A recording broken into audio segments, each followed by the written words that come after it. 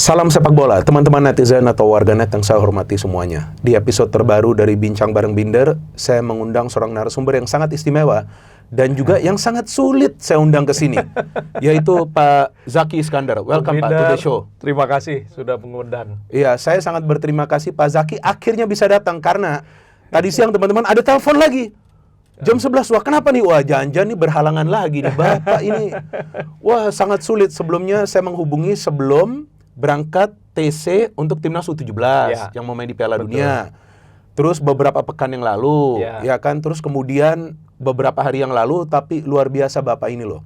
Jika ini teman-teman tahu historinya, wah ini ngeri banget ini. Lebih dari 25 tahun berkecimpung di sepak bola nasional. Ini luar biasa loh Pak. Behind the screen. Oke, jadi teman-teman di konten ini kami akan membahas pertama tentang Pak Zaki sebagai presiden dari klub Persita Tangerang, dan kemudian tentang pengalaman Pak Zaki beberapa kali menjadi manajer dari Timnas Indonesia, dan juga tentunya tentang salah satu federasi terbaik di dunia menurut netizen, PSSI. Itu juga sedikit banyak harus kita bahas, ya kan? Oke, kita mulai dulu Pak dengan pertanyaan pertama, yaitu tentang pengalaman Bapak sebagai sosok yang aktif berkecimpung di sepak bola nasional, sebagai presiden klub dari Persita Tangerang, yang kalau saya riset dari awal tahun 2000, jika saya tidak salah, jika saya salah silakan Bapak bisa koreksi, yaitu mulai tahun 2004, jika saya tidak salah, artinya sudah lebih dari 20 tahun Bapak menjadi presiden klub. Nah, saya ada beberapa teman-teman saya Pak, yang juga sekarang juga bahkan ada yang masih menjadi presiden klub, ada juga beberapa yang sebelumnya menjadi presiden klub, ada yang manajer, ada yang COO, ada yang CEO, ada yang asisten pelatih. Nah, saya sering nanya ke mereka dan sifatnya mereka curhat Pak. Curhat. Kenapa? Dia bilang enggak, ini kalau kamu mau mengurus sepak bola nasional, mau berkecimpung di sepak bola nasional, yang pertama mental kuat, yang kedua dompet tebal. Ya kan, yang ketiga nyali pun harus gede dia bilang. Betul. Nah, saya ingin tanya pengalaman Bapak seperti apa? Bapak still strong loh, after 20 years. Dan Persita masih survive. Dan Persita sekarang di papan atas loh. Oke, silakan Pak.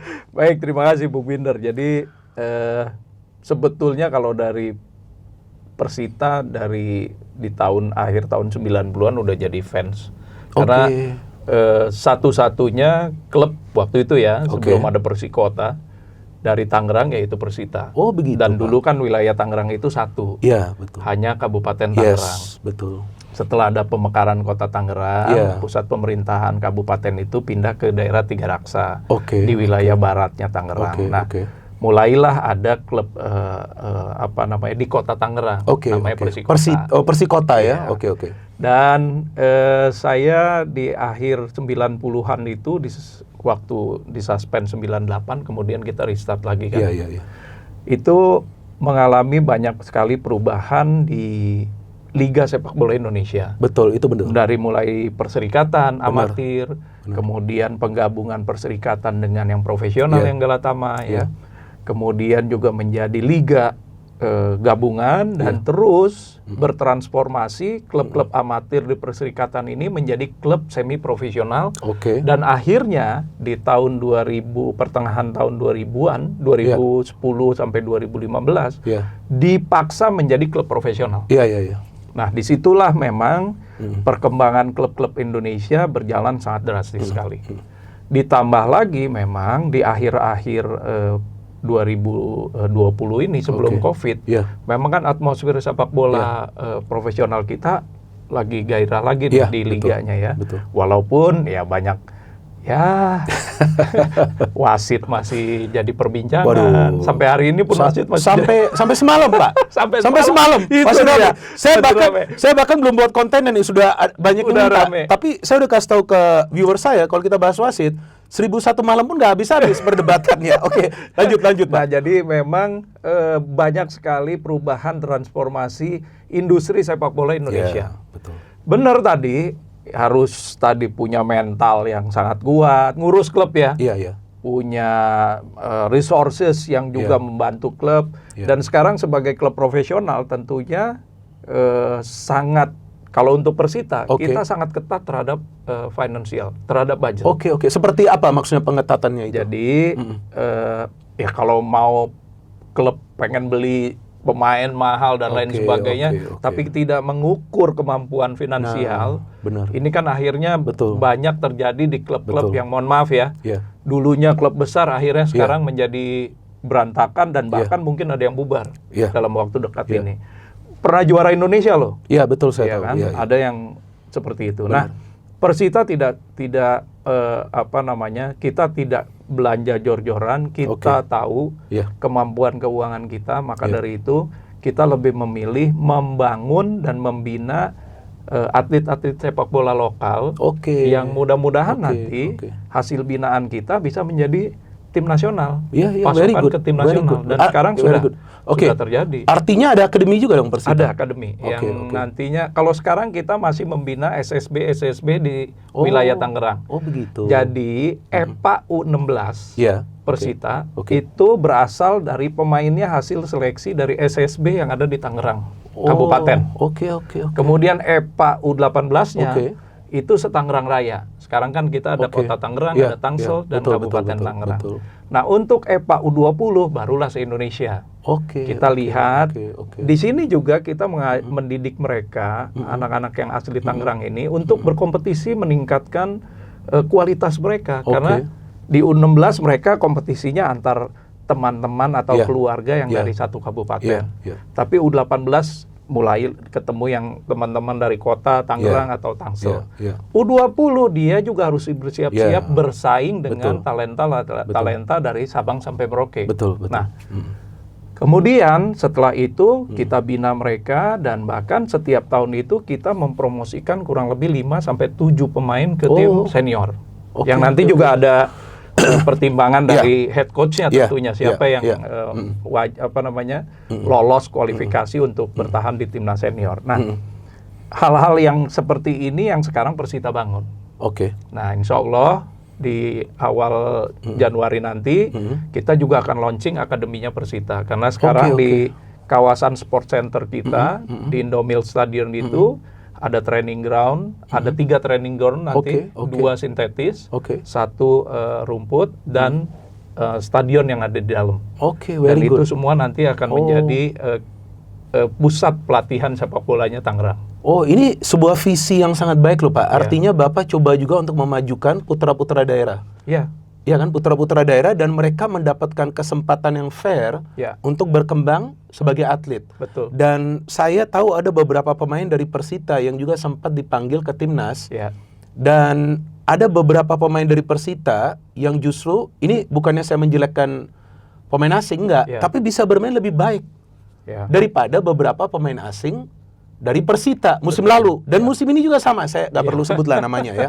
Cuman saya, yang membuat saya penasaran, Pak, sebenarnya saya jujur saya nggak punya kontak Ya. di Persita.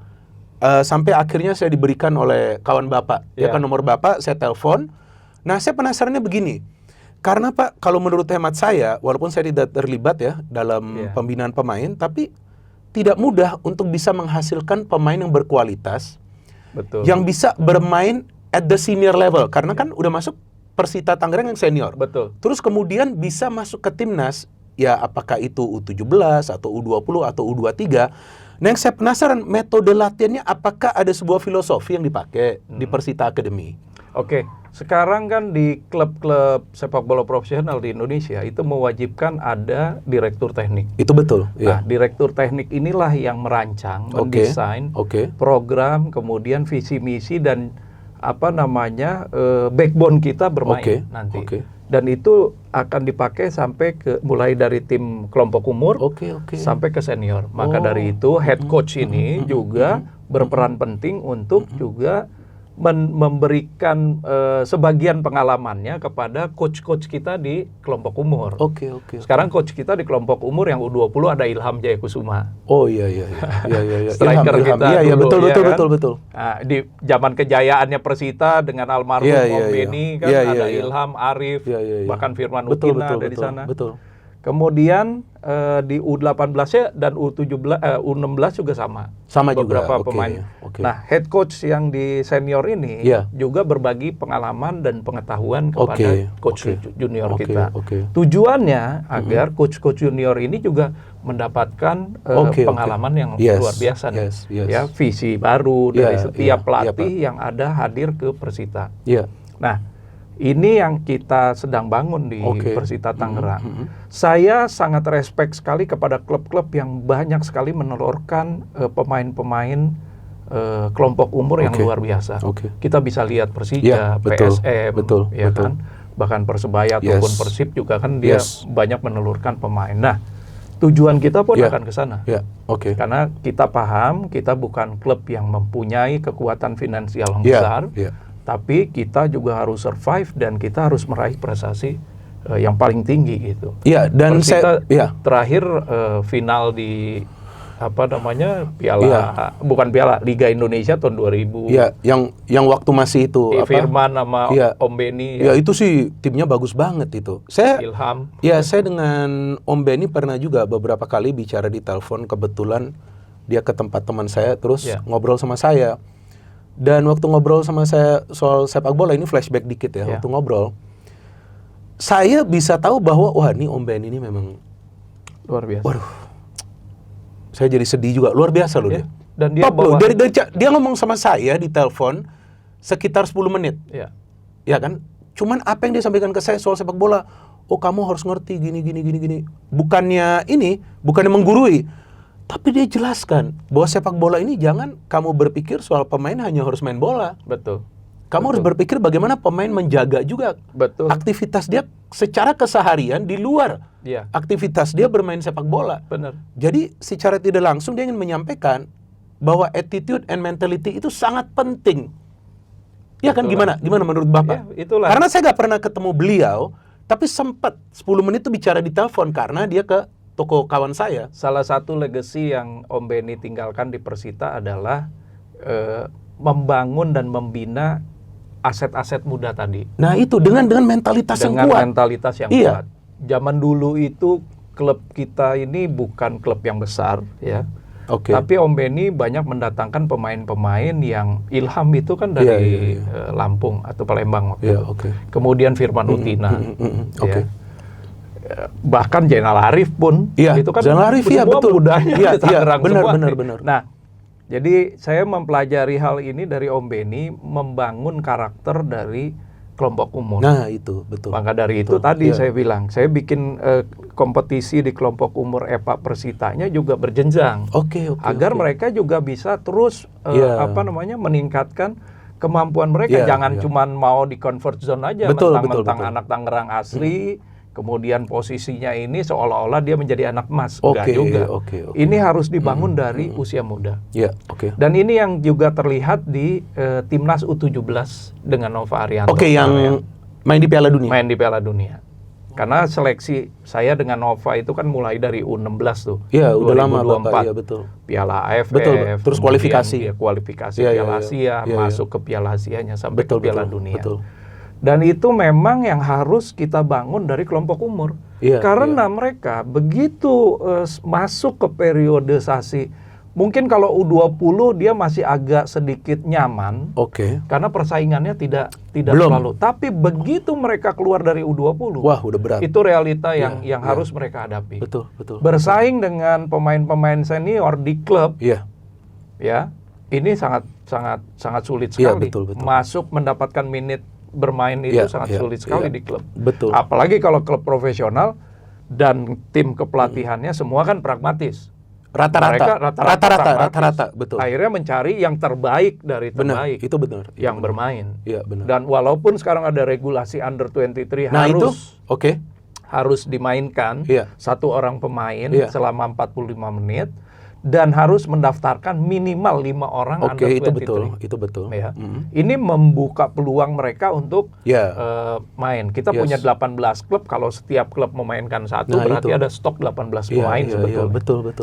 Dan ini yang didapatkan dari Timnas U23 kemarin. Yang kemarin ke SEA Games itu banyak sekali pemain-pemain yang menjadi pemain inti di klub masing-masing. Oh iya, betul. Ya. Itu betul. Nah, ini yang sudah terbangun, evolusi inilah yang terbangun di bawah kepemimpinan Pak Erick Thohir. Iya, betul. Dan saya sepakat dengan apa yang Bapak katakan bahwa setiap klub itu harus punya sebuah program untuk membina para pemain muda. Ya. Karena itu juga akan membantu mereka dari sisi finansial. Betul. Ya kan? Hal ini sebelumnya terjadi di Italia. Ya. Ketika mereka jor-joran membeli pemain-pemain dari luar mahal-mahal, akhirnya kolaps. Yes. Dan sekarang Italia kesulitan untuk mendapatkan pemain-pemain muda sampai akhirnya mereka mengubah bahwa setiap klub itu harus punya yang namanya homegrown player. Sama seperti Inggris lakukan beberapa tahun yang lalu. Maka itu sekarang Inggris banyak pemain mudanya karena aturan itu. Kalau nggak Inggris ketika dibuka kerannya itu biar pemain asing habis juga mereka. Akhirnya mereka buka rule itu. Inggris kan banyak pemain muda. Italia sekarang perlahan-lahan ikut. Ya, mulai masuk. Dan saya pikir jika ini diterapkan oleh semua klub secara konsisten untuk waktu yang panjang, ya ini yang ingin kita lihat, Pak, dari bawah ini naik. Tapi yang menarik satu hal lagi, Pak. Ini memang saya sudah mendengar Bapak menjawab pertanyaan media terkait dengan pelatih. Ya kan sekarang pelatihnya kan Carlos Peña. Ini saya hanya penasaran. Saya mau tahu POV dari Bapak. Ini menarik sekali. Kenapa? Karena Carlos Peña ini kan dianggap gagal di Persija. Oke. Terus suatu hari saya dapat siaran pertandingan Persita, saya lupa lawan siapa. Oke. Kebetulan itu live. Ternyata kesorot ada Carlos Peña. Terus saya kan bingung nih. Kok Carlos Peña di sini? Itu maybe few weeks after dia sudah berpisah dengan Persija dan kompetisi belum selesai. Iya kan dia kan lagi nonton kan, lagi nonton, saya lupa game apa itu, saya kebetulan siaran. Terus saya dalam hati saya, ini jujur ya, saya nggak mau bohong ya. Ini Persita kurang kerjaan nih, saya bilang. Ini kan bukannya pelatih ini udah gagal nih di Persija. Ini di hati saya nih. Oh mungkin dia hanya menonton, tapi nonton dari tempat yang itu, Pak, yang di atas itu tuh, yang biasa ada meja kecil itu. Ternyata beberapa hari berselang ada statement dari salah satu dari Persija, dari Persita, dari klub bahwa akan mengontrak Carlos Peña. Nah, saya penasarannya begini, Pak. Kan jarang ya maksudnya jarangnya begini, kalau memang pelatih sudah dianggap gagal, itu biasanya tidak akan cepat dia mendapatkan klub baru. Tapi dalam hal ini, manajemen Persita tentunya dalam hal ini Bapak juga involve, memilih Carlos Peña. Dan ya bagusnya sekarang formnya bagus. Ya kan, karena sementara berada di papan atas dan salah satu tim dengan rekor defensif yang bagus. Ya pokoknya banyak yang ngomong ke saya, mau cetak gol lawan Persita, kalau bisa tambahin pemain nih. karena susah. Tapi dia bermain dengan sistem yang berbeda, gak seperti di Persija. Betul. Dia bermain lebih pragmatis. Apa sih yang ada di benak Bapak kok sampai pilih Carlos Peña? Kalau menurut saya Fabio juga bagus pada saat itu. Fabio sekarang pegang Borneo. Bagus kan? Kebukti juga. Nah, apa kok bisa pilih Carlos Peña? Nah gini, seri kemarin, musim lalu ya, ketika kita kontrak Fabio, memang kita ingin melihat dulu Fabio selama satu musim. Ya, cuma memang mungkin Fabio punya rencana yang lain. Ketika di menjelang selesai half season, Desember Februari itu, kita beberapa kali tanya Fabio, mau melanjutkan di sini atau tidak? Karena Persita ini bukan klub yang bisa beli pemain mahal, tentu ya. Kemudian kita berharap juga pemain muda ini, Fabio memberikan banyak sekali peluang kepada pemain-pemain muda Persita untuk bermain waktu itu. Yes, that's true. Dan dia, tapi dia juga punya target pribadi sendiri yang tidak mungkin kita realisasikan dalam waktu 1 atau 2 tahun ke depan. Begitu. Nah, Pak. Setelah kita bersepakat dengan Fabio, Fabio musim kemarin akan selesai. Kemudian kita mulai searching juga buat calon penggantinya.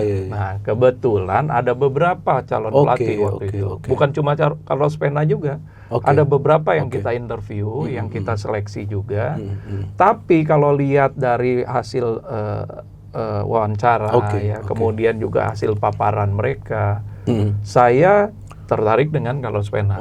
Ditambah juga pada saat kita interview, kami kan masih punya hubungan dengan Walter Zenga nih. Dulu Walter Zenga itu sempat menjadi direktur teknik di Persita. Saya ingat. Dia yang mendesain semua, ya, mulai dari akademi, kemudian kekurangan kita apa aja. Waktu itu kita baru ada 1 training ground dan itu sangat sangat minim sekali. Dan dia yang desain, dia bantu desain semua. Very good.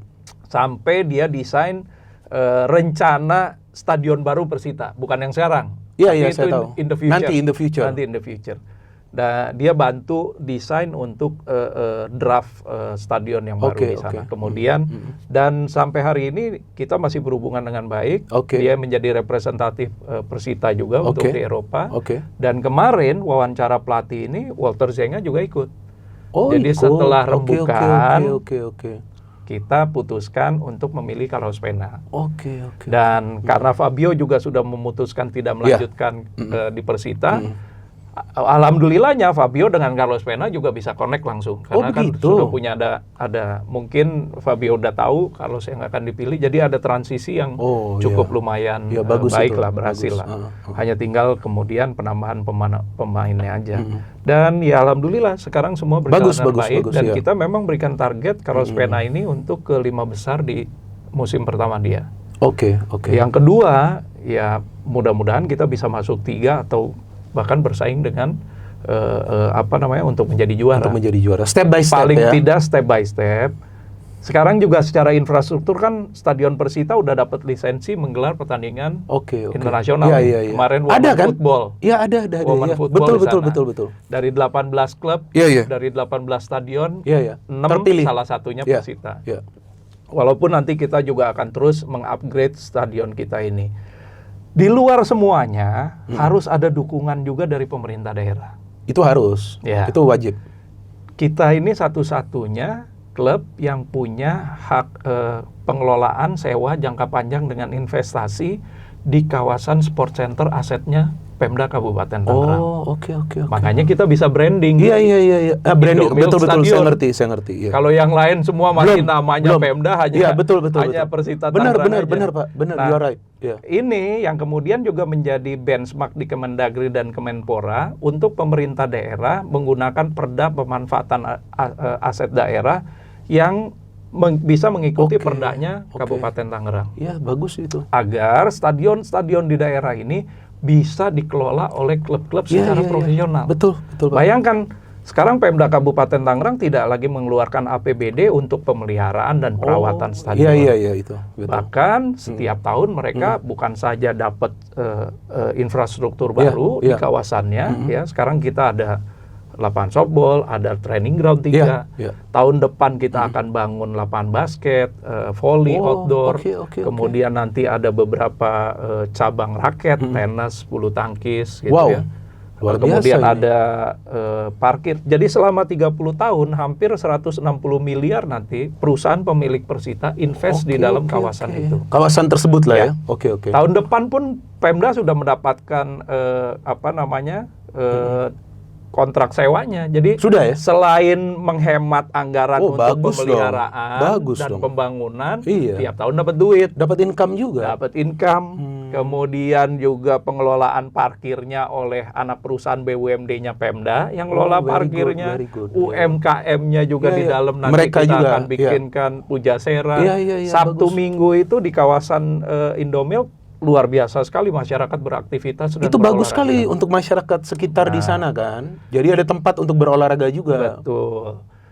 Selain mereka juga bisa melihat pemain-pemain Persita latihan dan sebagainya. Bagus, nanti tahun depan juga ada gym. Itu semua didesain by Walter Zenga. Luar biasa. Tapi yang sederhana aja saya bilang, karena kita nggak punya duit besar-besar nih buat bangun semuanya nih. Nah ini menarik, Anda baru mengatakan tidak punya duit. Tapi kalau saya udah berpikir, saya belum kalkulasi. Ini duitnya gede loh bos. Benar. Iya kan? Tadi saya mengatakan mental kuat, dompet tebal.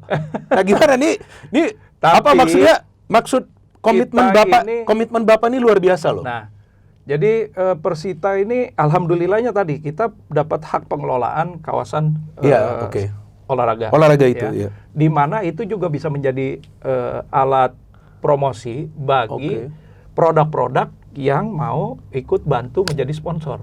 Bagus. Makanya Indomilk itu sponsor ke kita sangat luar biasa. Kemudian juga alhamdulillah sekarang kita juga dapat dari salah satu bank nasional BTN dan beberapa perusahaan lain. Jadi ini sangat meringankan ke budget di klub satu season.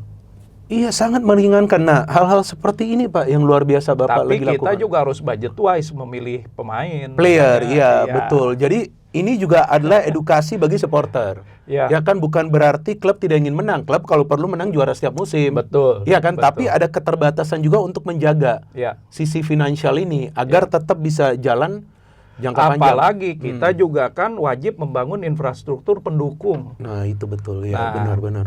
Saya nggak mau bandingin klub-klub yang lain. Persita boleh dibilang klub mediocre apa segala macam, tapi insya Allah 2-3 tahun ke depan fasilitas kita sangat Iya, lengkap. sangat Jadi lengkap, bukan betul, cuma training ground, ada gymnya dan juga peralatan-peralatan untuk pemain, tapi di dalam juga ada asrama untuk Iya, para iya, iya. pemain, Oh, termasuk oke, yang oke. junior-junior. Oh, Kalau yang senior oke. sih udah ada asrama Iya, iya. ada apartemennya sendiri. Iya. Tapi yang junior-junior itu nanti kita akan Bagus di ya. sana.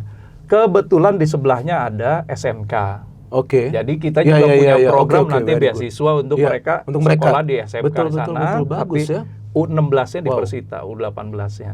Di sana juga kebetulan di depannya ada rumah sakit, di sekeliling kita bisa kerjasama Oke, semua. oke, Bahkan oke. kita kiro yang masuk ke Untuk tes. tempat dingin tuh, buat recovery. Oh, oke, oke. Itu juga menjadi bagian dari partner-partner kita. Gila, luar biasa ya benar-benar. Nah, ini dia teman-teman nih Nanti harus edukasi. datang ke Persita. Pasti kasih saya lihat. datang. Iya, tapi Kita kasih lihat tapi polanya. repotnya apa, Pak? Kalau sekali ada yang lihat saya di stadion, langsung dibilang supporternya. Ah. Ini berat ini di sini. Iya kan? Saya udah dicap supporter Persija, supporter Persib, supporter Persebaya. Supporter untuk pertumbuhan industri sepak bola Ya, Indonesia terima lebih kasih, baik terima lagi. kasih. Saya buat ini Gitu. channel juga Pak untuk edukasi, bukan untuk Ya. membenturkan satu sama lainnya. Ya, Maka itu ya. saya sangat berterima kasih Bapak datang dan saya mendapatkan knowledge yang luar biasa. Karena I didn't know this before. Kita ada 29 kecamatan Oke. dan di semua kecamatan itu ada stadion mini sepak bola. Wow. Sudah ada Setiap terbangun. kecamatan. Setiap kecamatan. Stadion mini itu ada podiumnya, ada ruang Iya, gantinya, iya, ada iya. toiletnya semua lengkap. Dan itu pengelolaannya di camat masing-masing ya. Cuman dari 29 stadion mini itu ASKAP-nya Oke. sudah punya 90 SSB yang register di bawah ASKAP. Wah, bagus ya. Jadi mau cari pemain kelompok umur, mau cari pemain untuk pekan olahraga kabupaten, Ada di pekan sana. olahraga provinsi, semuanya ada. Ada di sana. Tinggal pilih aja dari 90 SSB. Nanti hasil seleksi itulah yang dibawa ke Persita Academy. Oke. Very Gitu. good.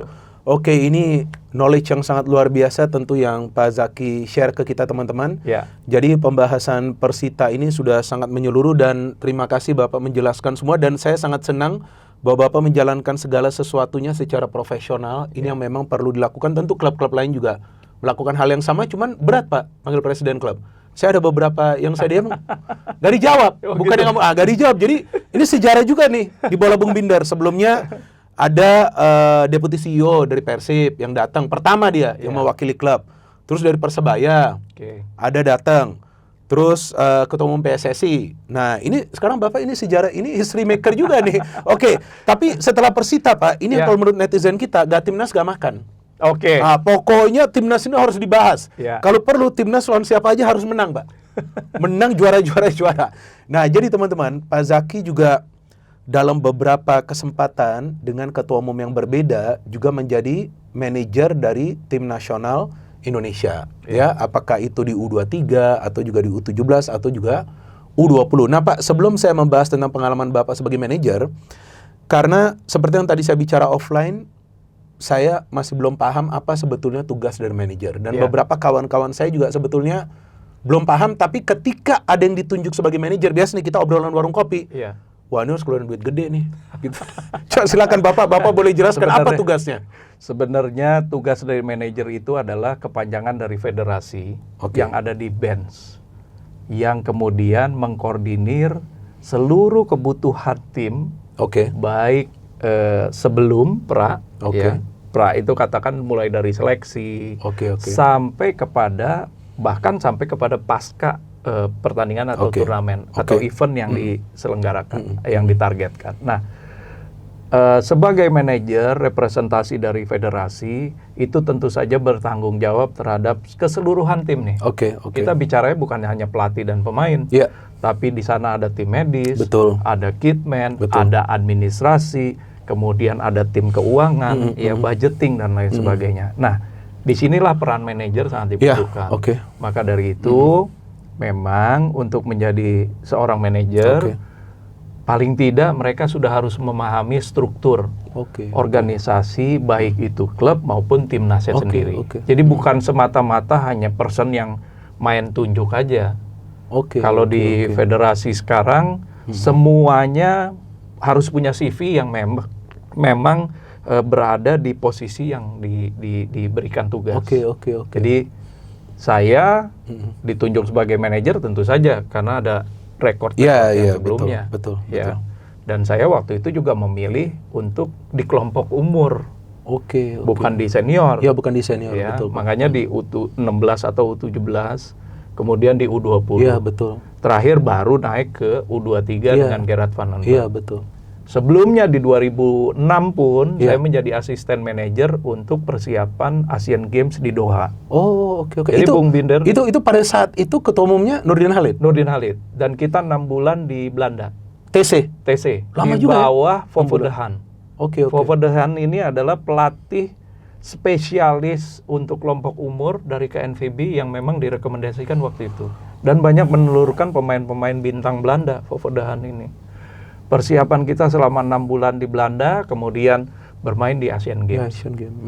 Walaupun hasilnya tidak, ya kita harap tidak Iya, sesuai dengan yang kita harapkan. Tapi produk yang dibangun oleh Fofo de Haan itu menghasilkan juga kemudian Oh iya, beberapa betul, pemain betul, yang menjadi betul. tulang punggung Iya, timnas senior itu kita. betul, Ada itu Ahmad benar. Kustomi, Iya, iya, iya. ya kan? Ada Jajang Mulyana, Iya, ya. betul. Terus ada Taufik Kasrul, Iya, iya, Ferry iya. Rotin Sulu, Iya, iya, Bobby iya, iya. Satria. Betul, betul, Nah, itu. betul.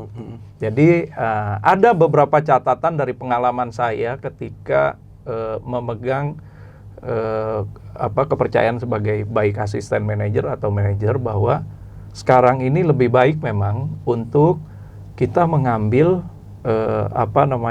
pelatih dibawa ke Indonesia, bukan lagi TC berbulan-bulan di luar negeri. Oh, begitu ya, Pak ya? TC di luar negerinya boleh, mungkin durasi 2-3 minggu. Oke. Kemudian ada beberapa dalam jedanya ada beberapa pertandingan friendly match untuk mengetahui kualitas tim.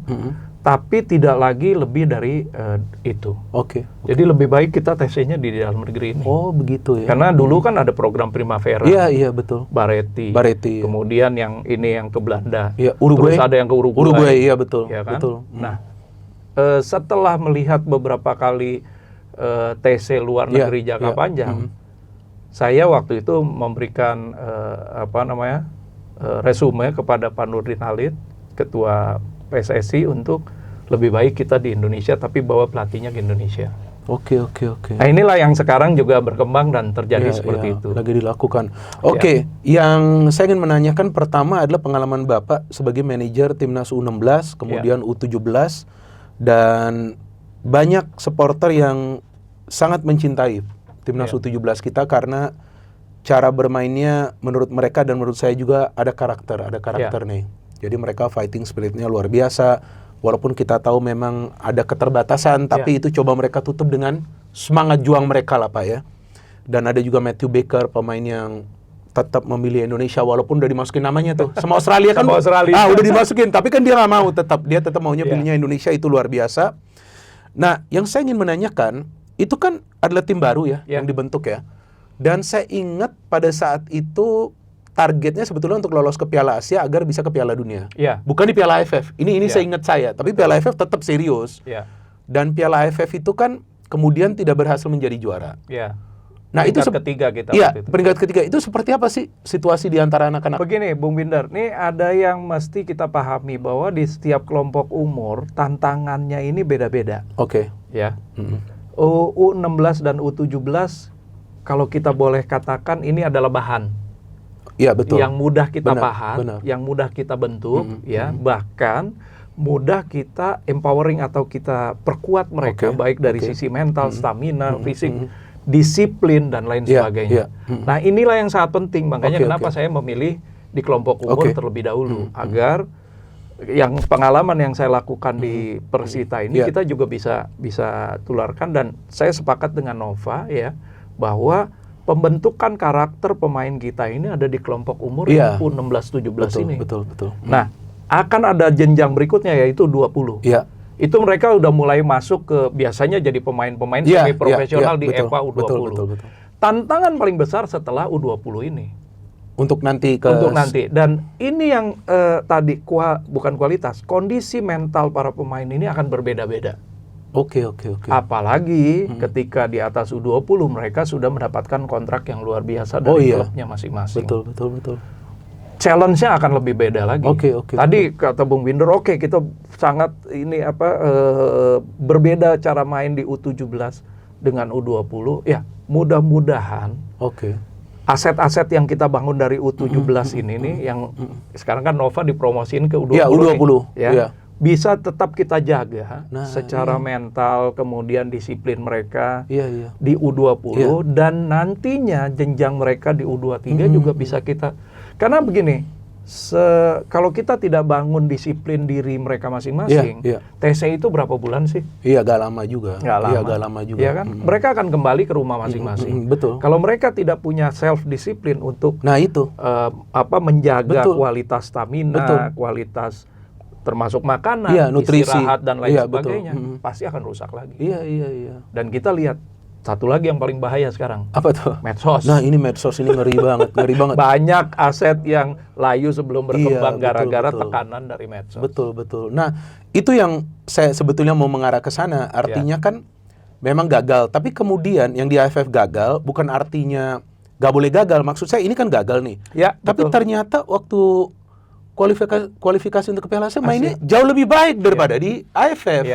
Nah, ini apa yang sebetulnya Bapak merasa yang dilakukan oleh Nova kok bisa bagus, terus setelah itu di Piala Dunia juga gak buruk juga? Ada satu hal yang berbeda di kelompok umur U16 dan 17 ini, kita bisa melakukan TC berkali-kali, walaupun tidak durasinya panjang, tapi TC-nya bisa berkali-kali nih. Benar. Ya, sebulan di Jogja, Iya. nanti sebulan di Bali, nanti sebulan di sini, dibawa ke luar gitu. Betul. Berbeda dengan yang U20. Oh iya. U20 mereka udah mulai di klub. Iya, betul. Apalagi yang U23. Ini udah senior apalagi. Ya udah berat, udah berat. Kita udah nggak mungkin bisa membangun mereka mempertahankan fisik mereka. Kelamaan, Mereka udah nggak, apalagi senior. Betul. Itu mereka udah harus punya disiplin sendiri tuh. Betul, yes. Belum lagi traveling. Time difference. Betul. Iya kan? Bayangkan waktu kita bermain di Australia. Iya. Pemain-pemain yang dari Eropa berapa jam terbang? Iya, lama. Belum waktu. Yang senior ini. Senior kita bicara senior ya. Jadi di setiap kelompok ini punya tantangan dan kondisi serta situasi yang berbeda-beda. Oke. Makanya yang U17 ini kita bangun sedemikian rupa agar mereka bisa punya karakter. Nah, itu pemain dengan disiplin tinggi. Iya, betul. Karena itu kelihatan dalam cara bermain mereka. Bola udah dalam situasi yang tidak mungkin direbut, tetap aja dia kejar itu bola. Iya kan? Meskipun memang kita tahu masih ada kesulitan untuk bisa memberikan passing atau kadang-kadang finishing, tapi saya yakin dengan sentuhan Nova, dan tentu jika Bapak lanjut atau enggak, gak tahu nih, Bapak belum sharing lanjut gak? Selesai dulu siklus yang sampai 2025. Nanti tunggu nanti awal tahun berikutnya. Saya pun juga harus konsentrasi dengan urusan-urusan saya. Oke, ini artinya belum mau di-spill nih di sini, gak apa-apa deh. Jadi ini yang saya harapkan, Pak, bahwa timnas kita itu punya identitas dalam bermain. Dan pada saat Nova ditunjuk sebagai pelatih U20, jujur saya sangat senang. Saya kirim dia teks, Coach, selamat, ya kan, you deserve it. Artinya Anda memang layak mendapatkan kesempatan ini. Oh iya, dia bilang terima kasih. Saya memang kayak Bapak bilang, saya cuma mau membentuk inilah karakter, disiplin, ini itu baik. Dan setelah itu kan Bapak juga sempat bersama Gerhard nih. Kan ini kan Nova nih. Ya kan, sebelumnya Fovedehan. Terus Nova. Ini Bapak luar biasa, lu berapa pelatih ini Bapak? Waduh, Indra Safri juga. Nah, Indra Safri. Iya kan? Nah, Indra Safri itu kan pada saat itu Bapak di Piala Asia U20.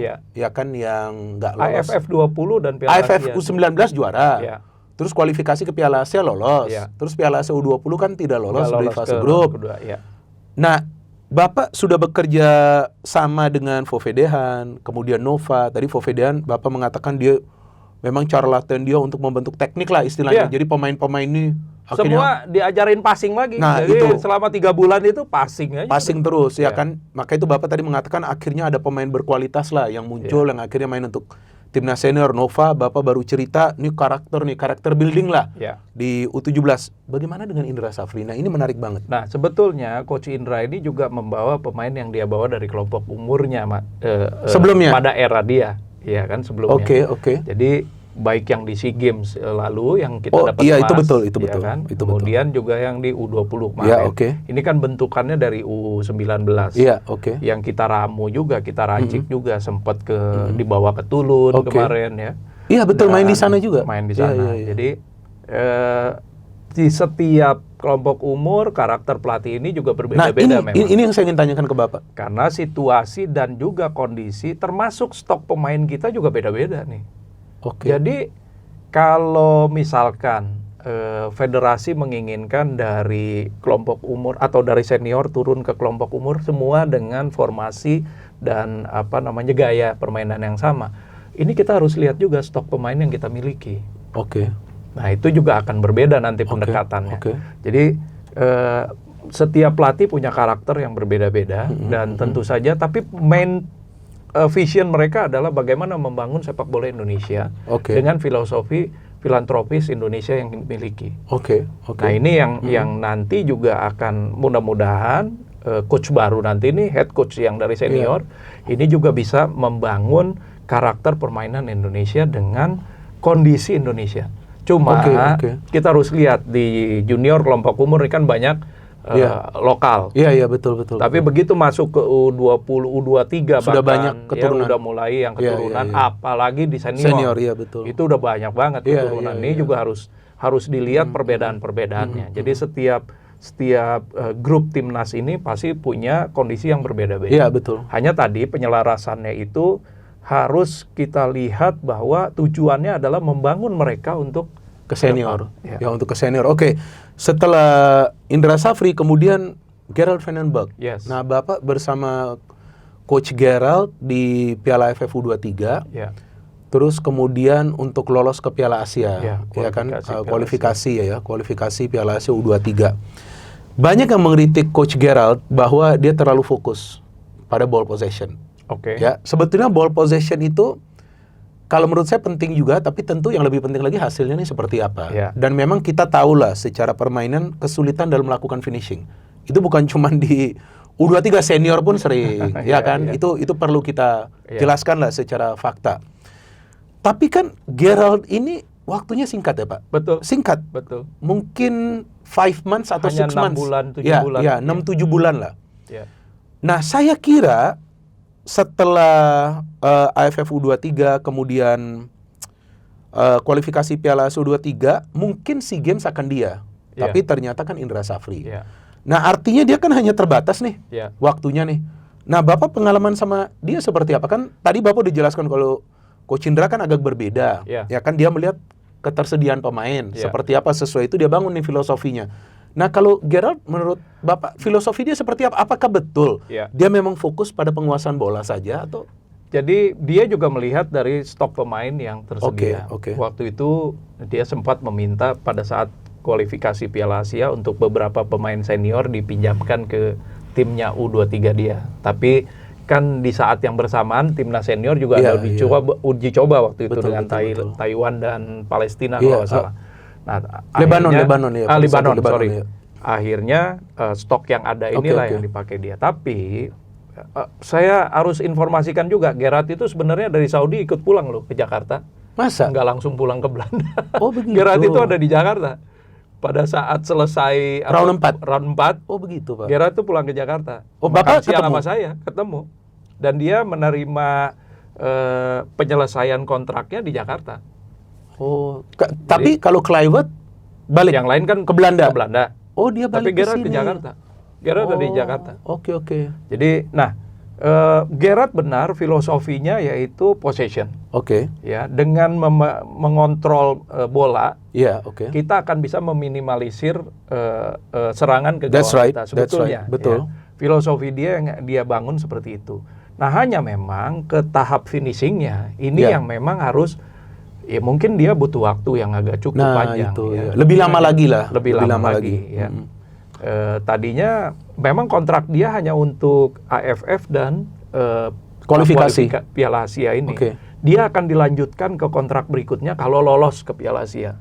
Oh begitu Pak, Ya, saya baru tahu. Mungkin itu. juga Okay. kontrak berikutnya itu juga ke SEA Games kalau dia lolos. Kalau dia lolos ke Piala Asia ini. Iya. Tapi kan hasilnya kan kemudian nggak seperti itu. Ya, Dan ini saya harus informasikan juga, pertandingan pertama kita pada saat prakualifikasi Piala Asia di Sidoarjo itu dalam kondisi yang masih berapa hari setelah kerusuhan. Oke, yang pada saat itulah. Pada saat itu pada ya. saat Jadi itu. tekanan non teknisnya itu lebih banyak kepada tim ya dibandingkan tekanan teknis. Oh, yang lawan Laos ya, first match itu Laos, yang draw kan? Ya, yang draw. Jadi memang situasi, ya saya harus katakan situasi keamanan waktu itu menjadi concern dari semua tim yang hadir di Sidoarjo, termasuk timnas Indonesia. Iya, betul. Karena kan kita nggak bisa dikawal oleh polisi lagi waktu itu, kita pakai marinir. Betul. Iya. Jadi inilah yang banyak hal di setiap situasi dan kondisi yang dihadapi timnas kita, baik di kelompok umur maupun senior, yang bisa menjadi faktor kepada hasil pertandingan. Itu betul, faktor non teknis itu Pak sangat penting. Kadang-kadang banyak yang meremehkan faktor non teknis, tapi saya selalu mengatakan kalau hati gak tenang, pikiran juga lagi kemana-mana bercabang, gak akan bisa main bola dia. Dan kita 11 pemain harus kolektif. Oh iya betul, kalau semuanya harus kolektif. Iya. 3-4 yang ngaco, gak bisa. semua membawa. Gak bisa jalan. Oke, kan kita sudah bicara soal Gerald, tadi Indra Safri, ada juga Nova Arianto, Fove Dehan. Ya, ini yang bagi saya ini sebuah fenomena yang sebetulnya saya gak suka juga nih Pak, tahun ini. Kenapa saya tidak suka? Karena begitu banyak pelatih yang masuk terus keluar. Ini sesuatu yang mengkhawatirkan bagi saya. Ya kan, mulai dari Sintayong yang diberhentikan di awal tahun ini. Terus Gerald Vandenberg yang diberhentikan, Frank van Kappen belum juga melatih, ya kan diberhentikan. Terus ada juga Indra Safri setelah SEA Games diberhentikan. Kita tidak punya International FIFA Matchday kemarin dimanfaatkan untuk ini SEA Games. Mungkin bagi orang yang senang ya itu hak mereka, tapi saya nggak suka Pak dengan situasi ini. Ini saya hanya sharing aja dengan Bapak, karena Bapak kan berkecimpung. Saya tidak suka, kenapa? Karena saya rasa situasinya harus kondusif. Jadi kita harus punya pelatih yang bisa berjalan jangka panjang, dan yang saya harapkan supporter kita ini lebih sabar menunggu. Tapi jangan sampai nanti pelatih itu juga lagi menjalankan proses yang bagus. Ini fair, ini saya harus ngomong fair. Tiba-tiba di-cut. Nah, ya kan tiba-tiba di-cut. Karena tekanan Iya. Ya kan tiba-tiba di-cut, terus pelatih baru lagi masuk. Ini kan bikin kacau ini semuanya Pak. Nah, ini sekarang sudah berapa pelatih yang masuk terus keluar, kita masih menunggu pelatih senior yang dirumorkan kemungkinan asal Inggris. Kok bisa tiba-tiba fenomena seperti ini terjadi Pak? Jujur sumpah saya tidak pernah membayangkan. Ini sharing aja. It's your point of view. Yes. Kita gak pro gak kontra. Iya kan? Point of view saya waktu itu ini PSSI dalam masa transisi era kepelatihan. Ya, dari yang tadinya era Sintayong, kemudian masuk kepada kita situasi turmoilnya pada saat Sintayong sampai ke Patrick Kluivert, ya itulah udah rahasia umum saya pikir Kita nggak bahas itu lagi. Enggak, itu sudah lewat. Nah, cuman sekarang view-nya ke depan bagaimana kemudian kita menata kembali tantangan-tantangan untuk sepak bola Indonesia di 2026 ke depan. Nah, saya berharap nanti BTN, Ketua Umum PSSI segera mengumumkan tim kepelatihan untuk tim senior.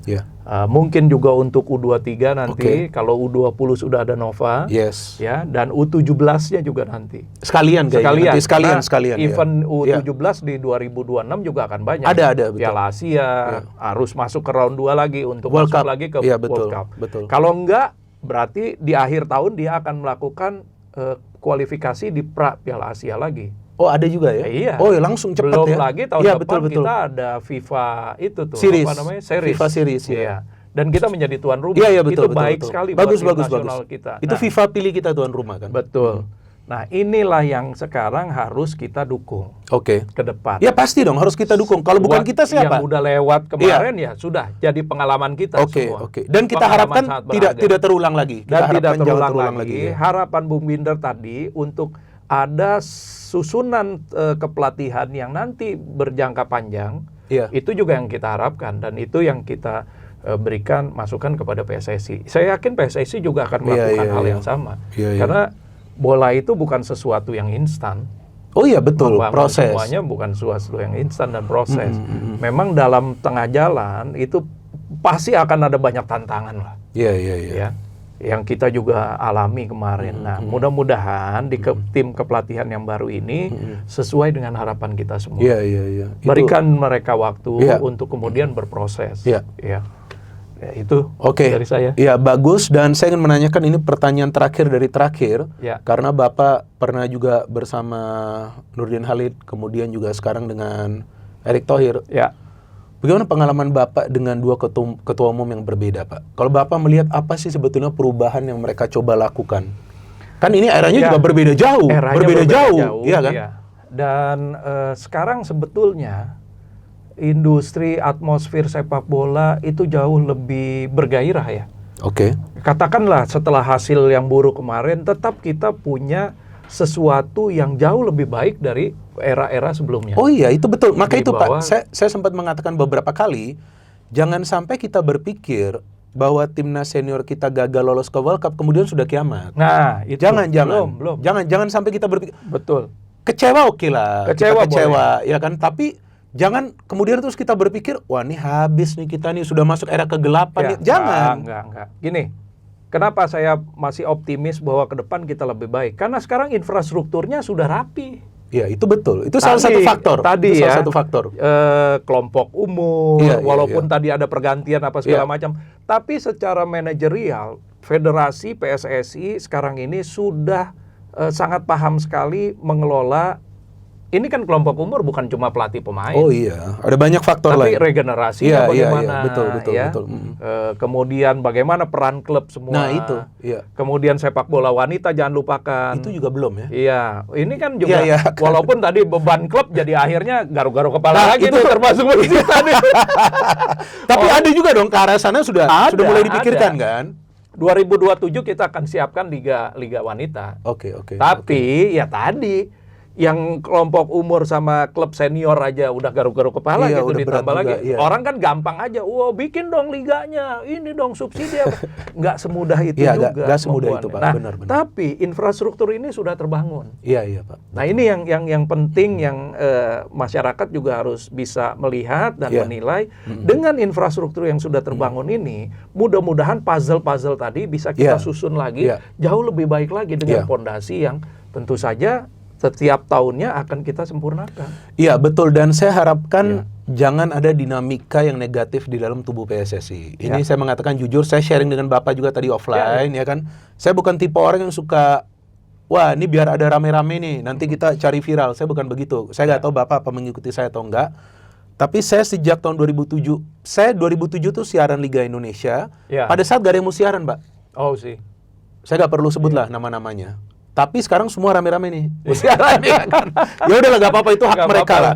Iya kan? Tapi dulu tuh sedikit lah. Ya. Artinya yang biasa siaran Liga luar, ya udah siaran Liga luar, ngapain nih Liga Indonesia. Tapi saya masuk ke sana. Saya nonton dari tahun 94 pada saat penggabungan. Timnas dari tahun 91 pada saat SEA Games. Kalau saya perhatikan, kalau pelatihnya baik, timnasnya baik, Pak. Ini jujur, saya bukannya lagi trolling siapa-siapa, enggak. Ya. Pelatihnya kita punya baik nih, timnasnya baik nih, supporter juga aman, Pak, kondusif. Nah ini tentang pelatih baru ini. Nah kalau menurut Bapak, kan Bapak sudah banyak pengalaman nih dengan pelatih-pelatih lain, walaupun di senior belum. Kira-kira seperti apa sih kriterianya nih? Sekarang kan dirumorkan kan yang dari Inggris nih, yang berhasil bersama Kanada. Berhasil loh, dia bawa, Ya betul. dia memutus tren buruk, 36 tahun atau berapa tahun dia bawa Kanada masuk dengan penggabungan pemain senior dan muda yang sebetulnya skuad kita yang senior sama. Betul. Seperti itu. Nah, Betul. silakan, Pak. Belum lagi dia juga punya pengalaman di New Zealand kemarin. Di New Zealand juga bagus dia. Ya kan, dan New dia Zealand juga. dan dia ternyata, Pak, yang saya dapat informasi dari kawan saya di Inggris, jurnalis, dia sempat menjadi dirtek, tapi dirteknya dipisah di Kanada. Dirtek untuk putri Ya. beda, untuk putra beda. Jadi dirteknya juga dia, di putra pelatihnya juga dia, untuk senior dan U23 tuh dia juga, Pak. Sih. Ya mudah-mudahan dia bisa menularkan sesuatu yang positif di kita, di sepak bola Indonesia ya. Kita tunggu saja pengumuman dari BTN, Pak. kemudian dari Ketua Umum PSSI untuk siapa pelatihnya nanti ya. Tapi harapan kita Indonesia akan jauh lebih baik lagi nanti ke depan. Dong. Karena tim kita bagus juga sekarang. Sekarang tadi saya bilang infrastrukturnya sudah terbangun dengan baik dan rapi. Ya walaupun masih banyak kekurangan di sana sini. Tapi kita lihat perbedaan dari setiap era kepemimpinan. Dengan walaupun dengan kondisi dan situasi yang berbeda-beda juga, sekarang jauh lebih baik. Jauh lebih baik. Itu aja. Oke, kita sudah selesai membahas, tapi biasa Pak, saya meminta narsum yang hadir menyampaikan pesan-pesan kepada viewers kita. Silakan Bapak bisa menyampaikan pesan-pesan ke kamera Pak tentang sepak bola. Ya, masyarakat Indonesia percaya dan yakinlah perkembangan sepak bola Indonesia akan jauh lebih baik lagi ke masa yang akan datang. Kalau kita bersatu, solid, kemudian saling mendukung ya terhadap program-program pembangunan sepak bola. Bukan saja di sepak bola, tapi di dunia olahraga yang lain. Kalau kita lihat talenta-talenta kita di SEA Games kemarin sangat-sangat luar biasa sekali di dunia olahraga ini. Maka dari itu, ayo kita bangun sama-sama dunia olahraga Indonesia, utamanya sepak bola, agar ke depan Indonesia bisa berprestasi lebih baik lagi di event-event internasional dan Piala Dunia. Oke, terima kasih Pak pesan-pesannya. Sekarang sebelum menutup nih harus ikutin slogan channel ini, Bos. Sambil kita salut nih, Bos. Oke, no hate. No hate, no politics. No hate, no politics. Only football. Only football. Salam sepak bola. Salam sepak bola. Wah, menarik nih. Mantap ini, Bos.